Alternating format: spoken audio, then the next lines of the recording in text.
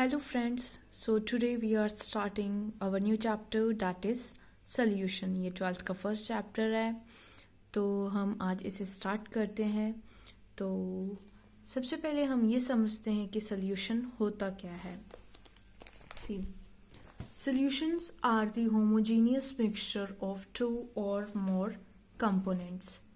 एक ऐसा सॉल्यूशन जो होमोजेनियस मिक्सचर, सॉल्यूशन वो है जो होमोजेनियस मिक्सचर होता है टू या फिर उससे ज़्यादा कंपोनेंट्स का। सी मिक्सचर जो मिक्सचर होता है उसमें हम दो या फिर तीन चीज़ों को मिक्स करते हैं और एक मिक्सचर बनता है। मिक्सचर हमने पहले पढ़ा था कि दो टाइप के होते हैं, एक होता है homogeneous and another is heterogeneous। जो होमोजेनियस मिक्सचर है, होमो मतलब same, homo means same and genius means composition and hetero means different and genius means composition।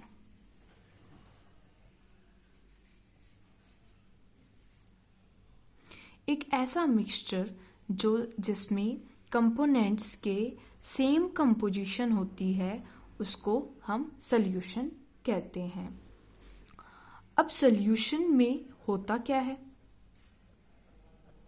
Solution में होते हैं solute particles and solvent particles।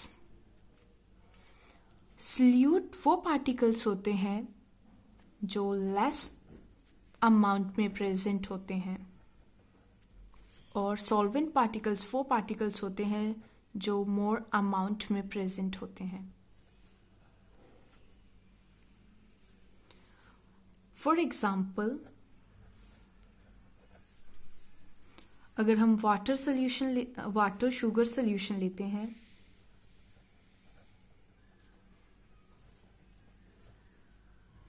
तो इसमें वाटर प्लस शुगर प्रेजेंट होता है।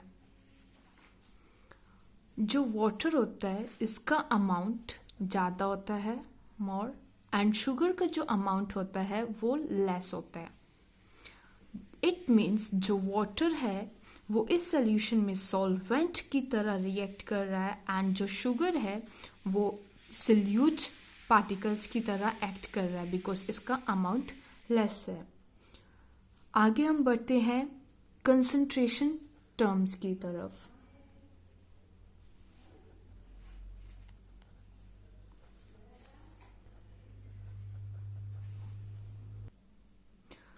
फर्स्ट जो कंसंट्रेशन टर्म है हमारी वो है mass percentage, that is mass percentage.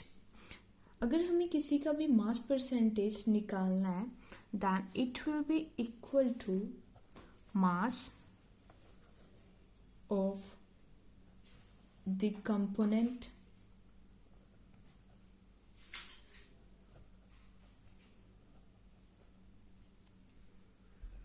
in the solution upon total mass of the solution into 100। As हमें परसेंटेज निकालना है सो 100। तो इसमें हम देखते हैं कि कितना परसेंट मास प्रेजेंट है एक कंपोनेंट का पूरी सॉल्यूशन में। फॉर एग्जाम्पल, अगर हम ग्लूकोज सोल्यूशन लेते हैं तो अगर हम ये बोलते हैं दैट एक सोल्यूशन है, इसमें 10% ग्लूकोज प्रेजेंट है, इट मीन्स दैट इसमें अगर ये 100 ग्राम का टोटल सोल्यूशन है देन जो 10 ग्राम होगा that will be glucose and 90 gram will be water. तो एक सॉल्यूशन में कितना एक सॉल्यूट और एक सॉल्वेंट प्रेजेंट है, हमें ये मास परसेंटेज से पता चलता है. अगला जो हमारा कंसंट्रेशन टर्म है that is volume percentage. Volume percentage, तो इसका फॉर्मूला है the volume of the component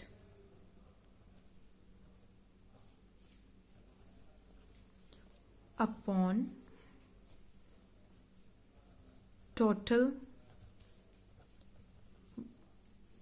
volume of solution into 100.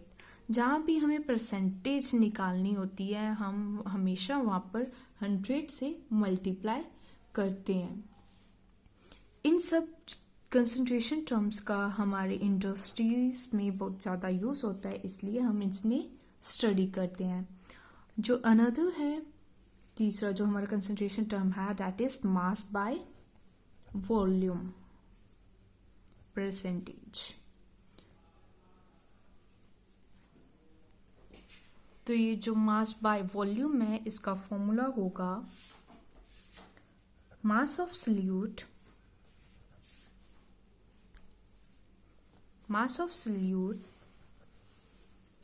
upon volume of solution into 100.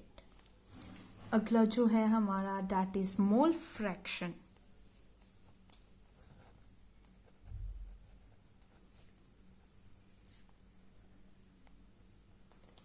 इसको हम इस सिंबल से डोनेट करते हैं, वैसे हम इसको काई बोलते हैं. और इसका जो फॉर्मूला है that is number of moles of a component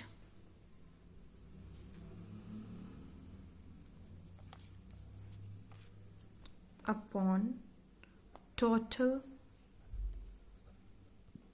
number of moles of all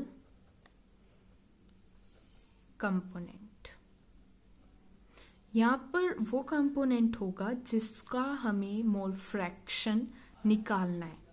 and here will be total जो भी कंपोनेंट एक सॉल्यूशन में प्रेजेंट हैं उन सब का हम मोल फ्रैक्शन निकालेंगे. जो मोल फ्रैक्शन है इट इज are unitless. इसकी कोई यूनिट नहीं होती. एज नंबर ऑफ मोल्स हम कैसे निकालते हैं? नंबर ऑफ मोल्स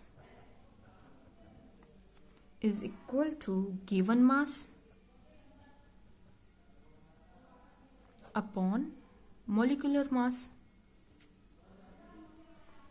तो यहाँ पर जो मास की यूनिट होगी दैट विल बी ग्राम. तो ये कैंसिल आउट, तो ये यूनिटलेस होगा बिकॉज यही टर्म ऊपर भी आएगा और ये टर्म नीचे भी आएगा. तो unit then it is a unitless. अगला जो हमारा है दैट इज मोलैरिटी. जो मोलैरिटी है it is a temperature dependent.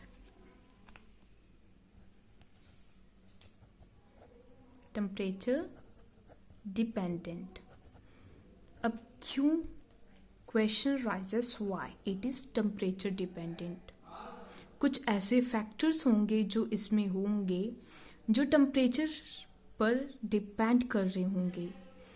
सो इसका हम फॉर्मूला देखते हैं. Molarity is equal to moles of solute upon volume of solution in liters. in liter। जो टर्म यहाँ पर वॉल्यूम जो है वो टेम्परेचर पर डिपेंडेंट होता है। फॉर एग्जाम्पल हम वाटर